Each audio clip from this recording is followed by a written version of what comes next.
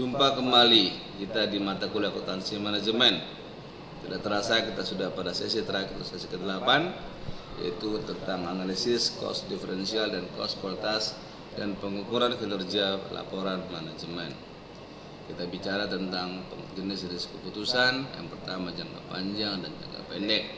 Jangka panjang itu harus strategik, sedangkan jangka pendek itu harus rutin, taktis dan non rutin.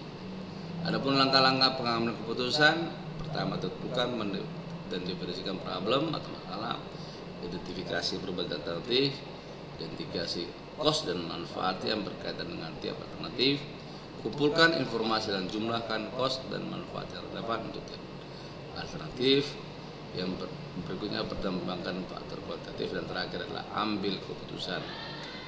Jenis-jenis keputusan taktis: keputusan membuat sendiri atau membeli, make or buy; keputusan meneruskan atau menghentikan, keep or drop; keputusan menerima order khusus atau tidak, special order, accept or reject; keputusan untuk menjual atau memproses, sell or process further; atau tentukan bauran produk yang paling optimal dalam menghasilkan laba. Kualitas dan pengaruhnya terhadap produktivitas. Kualitas adalah ukuran relatif tingkat kebaikan kesesuaian. Kualitas juga didefinisikan sebagai tingkat seberapa baik kedelapan dimensi itu dipenuhi, yaitu performance, aesthetic, serviceability, features, reliability, durability, quality of performance, and fitness for use. Features merupakan karakteristik produk yang membedakannya dengan produk lain dengan fungsi yang serupa.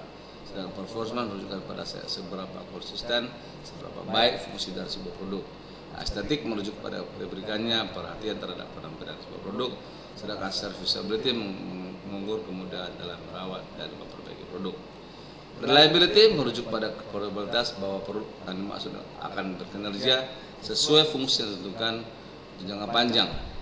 Durability didefinisikan selamanya waktu suatu fungsi produk. Quality of performance adalah suatu produk, ukuran bagaimana suatu produk disesuaikan dengan spesifikasi dan pemakaiannya. Terakhir, fitness for us adalah kesesuaian produk dalam melakukan fungsinya seperti yang diinformasikan atau diiklankan. Dalam 3 metode mengukur kualitas tersembunyi, yaitu metode multiplier, metode riset fase, dan metode Takeuchi. Yang paling idealnya program pengembangan kualitas adalah untuk mencapai posisi zero and defect. Desentralisasi akuntansi, pertanggungjawaban dan pengukuran kinerja dengan desentralisasi.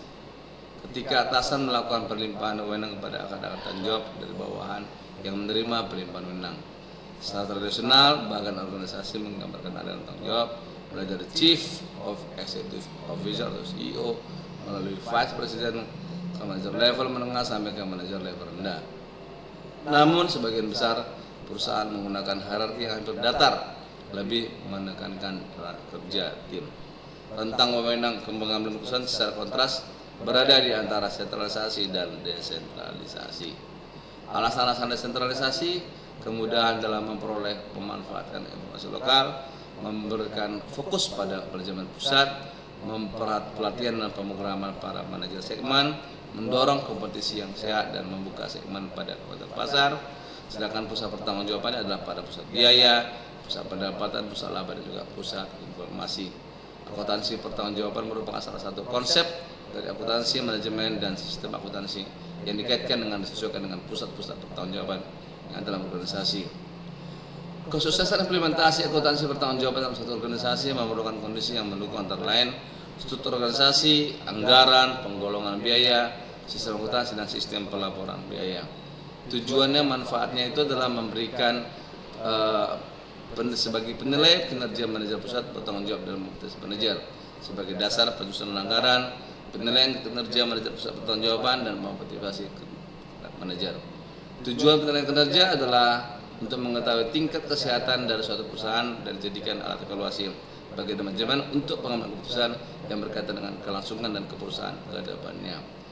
5 prinsip penyajian laporan: pertanggungjawaban, prinsip manajemen pengecualian, prinsip keterbandingan, dan prinsip ringkas, dan terakhir adalah komentar dan interpretasi.